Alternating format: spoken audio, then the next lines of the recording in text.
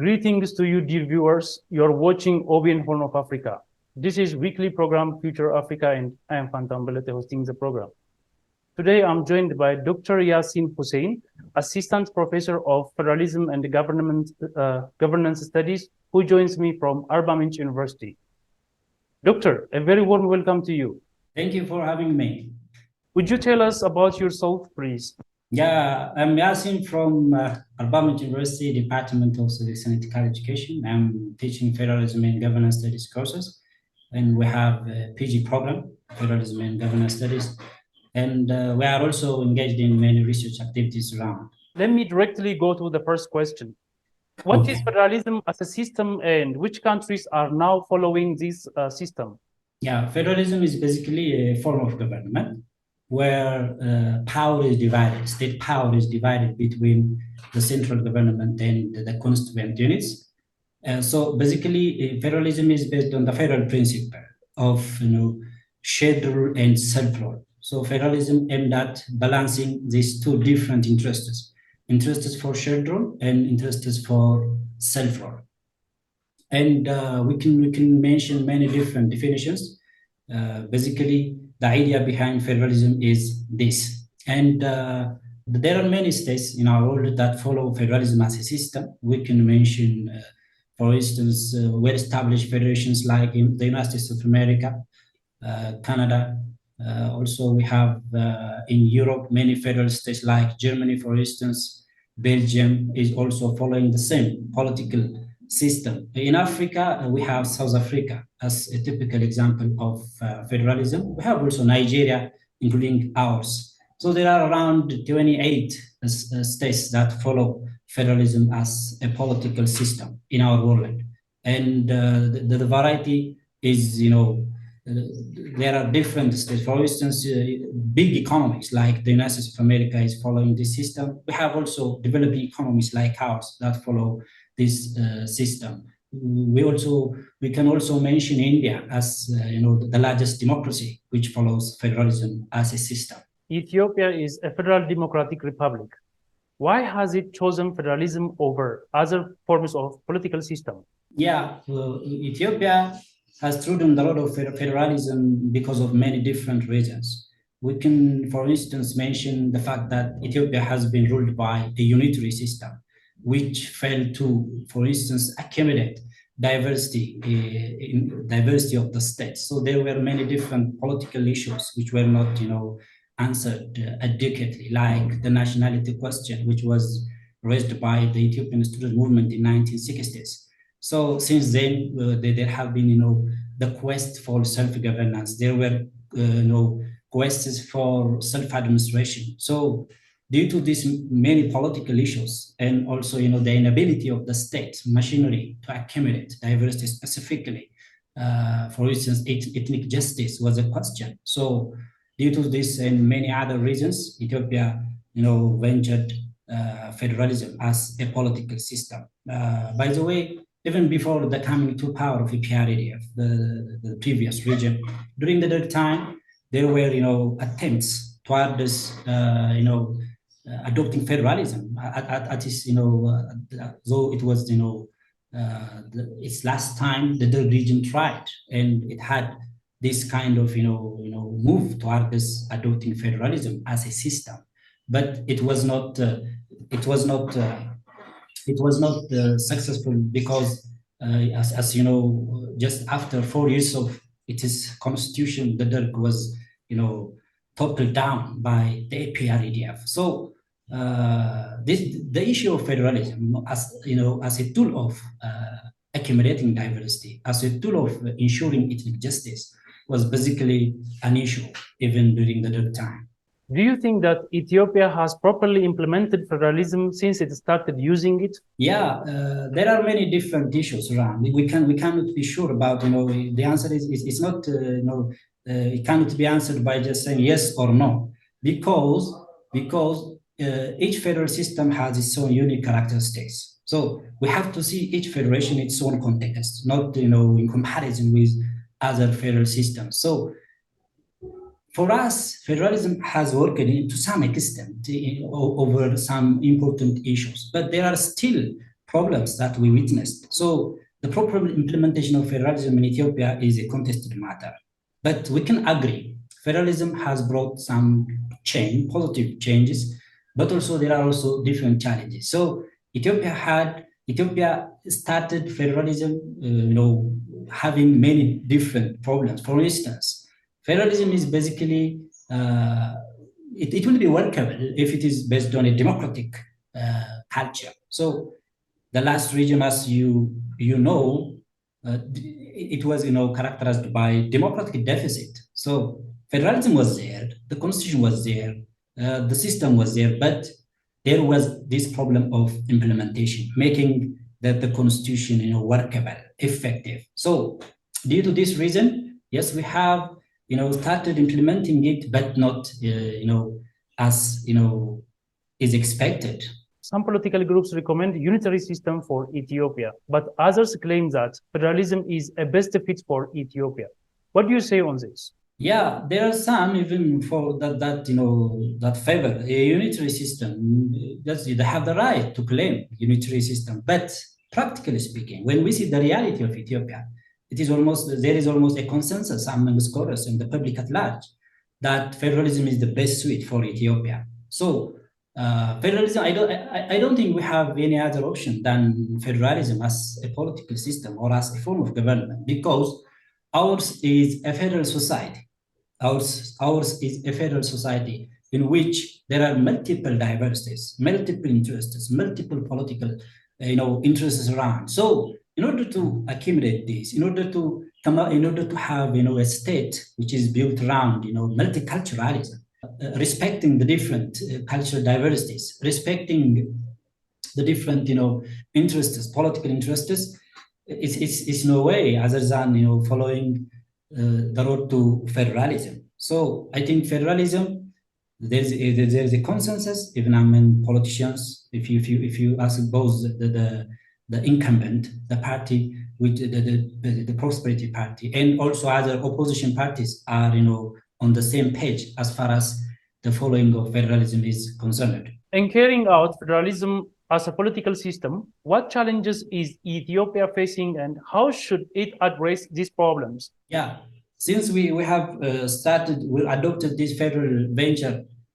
Ethiopia has faced many different challenges. For instance, the most important challenge for me is the democratic deficit that our federalism is facing. You can't have a workable federalism without a functioning democracy. As you know, our democracy is not that much. It is in its infantile stage. So there is this lack, and this is basically partly explained in terms of our political culture, which is not modern political culture. So we don't have this. We don't have a workable federalism, a workable democratic system that nurtures federal practice. So this is, I think, the most important challenge that we have been facing. There are also other challenges which are specifically related with the design of the federal venture itself and the practical part. As far as the design is concerned, our federal venture is not, it's a result of a consensus among politicians or among different political interests. As we know, there are forces of centripetal forces around, and there are also centrifugal forces that need more autonomy, and there are also political forces that needs more centralization. So when we see the federal system that we have, it's basically the result of the consensus among one side of this political spectrum, which is basically the forces of diversity. The forces of diversity were controlling the very process of making the constitution, which is central in any federal arrangement. So if you see the constitution, basically it is as if written by some political groups which are very much interested toward this greater autonomy than a centralized or a strong central government. So from this point of view, we can safely argue that our federal venture has this basic challenge of design. Besides, there are also issues of the territorial element is missed. That means ours is ethnic federalism, or a federal system which is basically erected on ethnic identity. This is basically not a problem by itself, but the way it is implemented in Ethiopia, the way it is put into practice in Ethiopia is bringing many different challenges. Like, for instance, local tyranny is a problem in Ethiopia. Local tyranny, in which, given the political administrative units that we have are based on ethnicity, there are, sense of the soil policies in this, constituent units and even sub-state level. So this is a challenge that we have facing. A related problem is also is about, the different boundary kind of conflicts between the different sub-state units in Ethiopia. We can mention many. The conflict between, Oromia, neighboring areas between Oromia region and Somalia region, between Amhara region and Tigray region. There are also many other, smaller cases here and there. So this has been a challenge that we have been facing since, this is the practice of this federal venture that we have. So there are also other important challenges. For instance, human rights protection is a challenge. Human rights protection, that means, the issue of minority protection is a problem. So each constituent is assumed to be a manifestation of self-determination for a single dominant ethnic group. For instance, take Afar region, for instance, just for example. In Afar region, the region is assumed to be a region for the Afars. So non-Afars in Afar region are not, part of the political process in Afar region. We can mention specifically the problems that we have been witnessing in Benshangul Gumuz and Gambela regions, that non-indigenous groups are not politically part and parcel of the political process, so they are politically disfranchised. So this is a challenge that we have been facing. As far as the solution is concerned, first we need to have, we need to build a strong democratic system, so that our federalism will be, easily practiced. So as part of this, we can also mention how human rights issues. We need strong human rights institutions across the state, both at the federal level and at the constituent unit level. If we have this, we can get rid of, many of the problems that are associated with this issue of minority discrimination, so to say. Some political commentators claim that federalism has saved Ethiopia from disintegration, and they claim that there is continued dominance of some ethnic groups over the others. How do you understand this claim? Yeah, federalism, for me, one of the best advantage that we accrue from adopting federalism, specifically when we see the political context we were in 1991, given the number of political the number of armed groups, ethnic armed groups, around 17. So having all this, it was a wise choice to adopt federalism. Had it not been for the adoption of federalism, it is impossible to have Ethiopia as it is today. So for me, federalism played a great, the adoption of federalism, including specifically, not the federal venture in general, specifically the inclusion of Article 39 in the Constitution was instrumental in taming some of the secessionist groups that were, amidst the political, move at the time. So I think federalism has served Ethiopia in this regard, but it also, though it ended in this, the 17 years was civil war in Ethiopia between the TPLF and other political groups, again as a center, it also creates, more other internally signed conflicts, here and there in Ethiopia. So basically, it saved Ethiopia from, the civil war, but it also creates, though the scale is, a bit different, it creates also other political conflicts here and there in the state. And the claim the claim that there are dominant ethnic groups that are still dominating the political process. There are these kinds of issues. You see, if you see the political history of Ethiopia, it is a history of political domination, is that not? Throughout the age, if you see the preceding regions, it was very much, dominated by some ethnic group. But I hope that I hope that if we can make good result out of this national dialogue, we can also come up with a balanced arrangement that works for all, not for one dominant group. What should be done to implement the best federalism system in Ethiopia? Yeah, one thing that we should be careful about is there is no best system that is implemented anywhere. So that Ethiopia can adopt it here for itself, because each federal system has its own context. We need to understand a federal system or a given federation by looking into the social, political, and economic contexts of that particular state. So saying this, if you see Ethiopia, the Ethiopian federal feature has so unique features. For instance, we have Article 39. This is one of the unique characteristic feature of Ethiopian federalism. We can also mention, the second house, the House of Federation, which is not a lawmaking institution, though it is taken as part and parcel of the legislature. So, we have some unique characteristic features.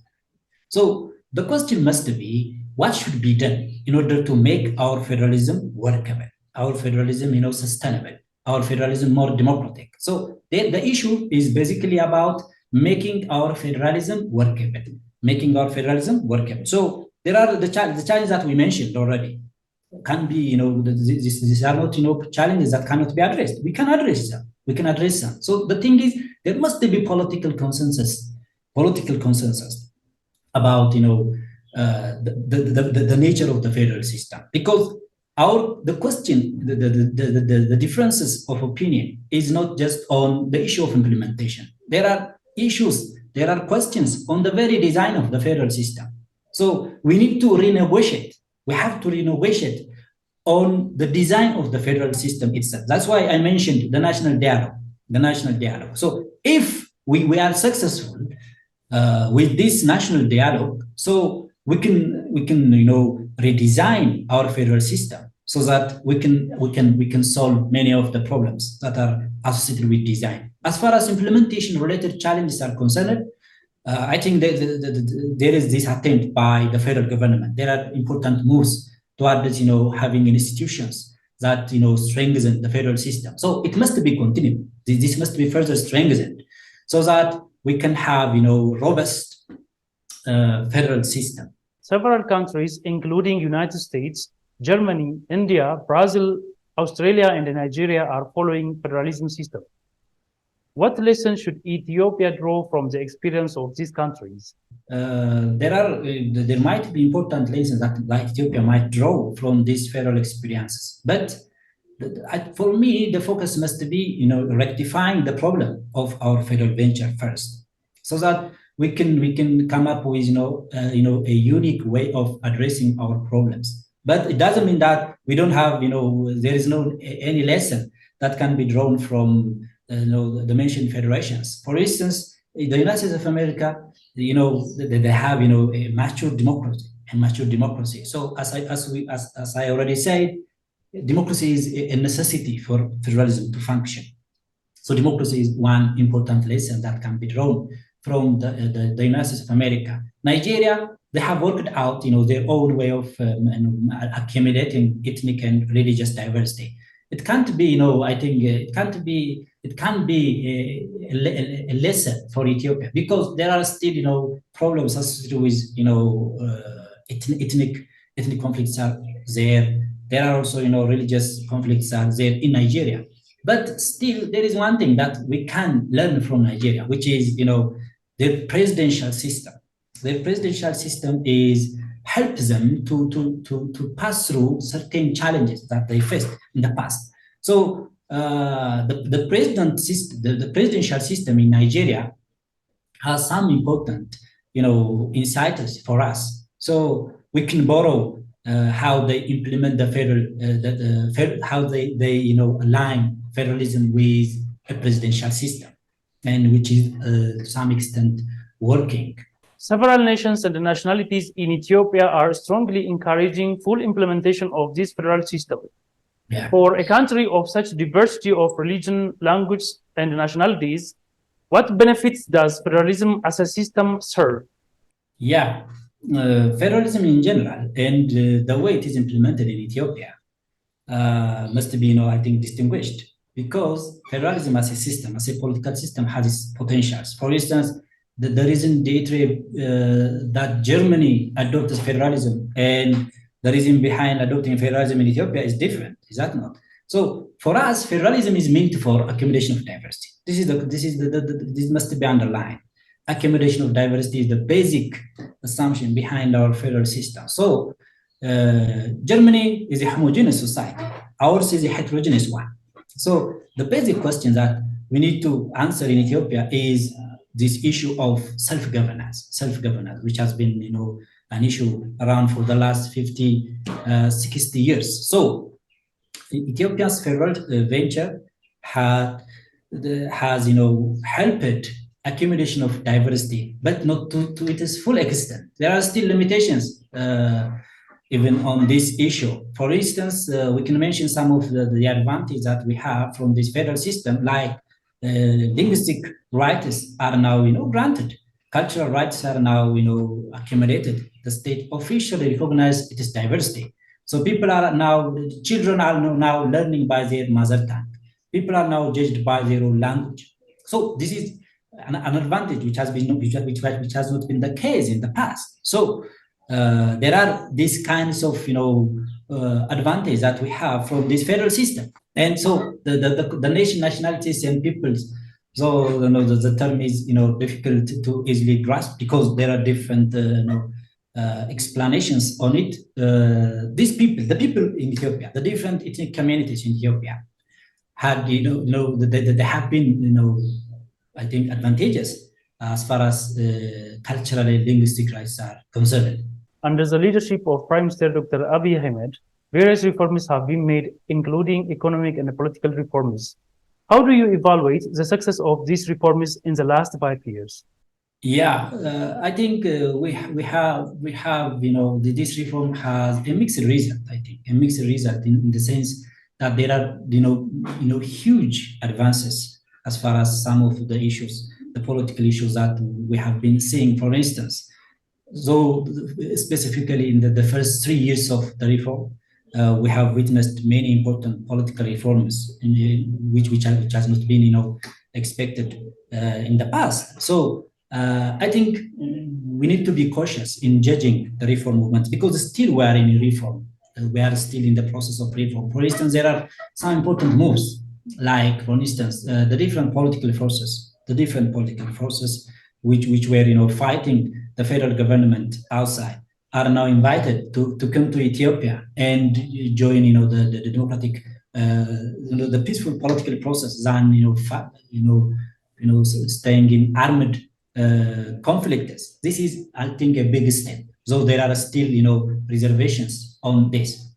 The other is the very thing that we hope will help Ethiopia in becoming democratic is the initiative that is already on the process, which is the national dialogue. By the way, this is, for me, the first government in Ethiopian history that openly give this chance and establish a separate body that works on national dialogue. So my biggest achievement for this government is this initiative of national dialogue, because still there are many questions. There are many questions which are unanswered. So my hope is very much hangs on the success of this national dialogue. So the government allows this. This is, by the way, one of the most important steps taken by the prime minister. So we have to appreciate the prime minister in this regard. So I think if we are successful if there is this chance of being successful, then I think many of the political problems will be resolved. The other issue is, the multi-party system, which is, I think there is no so much change as far as the party system is concerned, but at least, it has some, it helps the people to see that different political parties having different political standpoints can work together. So the decision by the prime minister to make some of opposition leaders as part of his cabinet is, I think, a move toward this, working together toward this, a civilized democratic exercise, because they might not be influential in the making of decisions, but still giving these important, ministerial positions for these political leaders is, I think, a step that must be appreciated and recognized. Take, for instance, Professor Brahanu Negga. He is leading a education minister, which is, one of the most important ministers of the state. And there are also other political, leaders that are, joining the cabinet. So I think this is a step worthy taking, and the prime minister take, the courage to do this, because this is not the practice in the past. This is not part of our tradition in the past. So we have to recognize and give credit to the prime minister in this regard. Doctor, you have raised the national dialogue. You are saying that it is important for Ethiopia. Can you tell us the benefits of this national dialogue and the people who should participate in the process of national dialogue, including the political parties, the opposition parties, and others?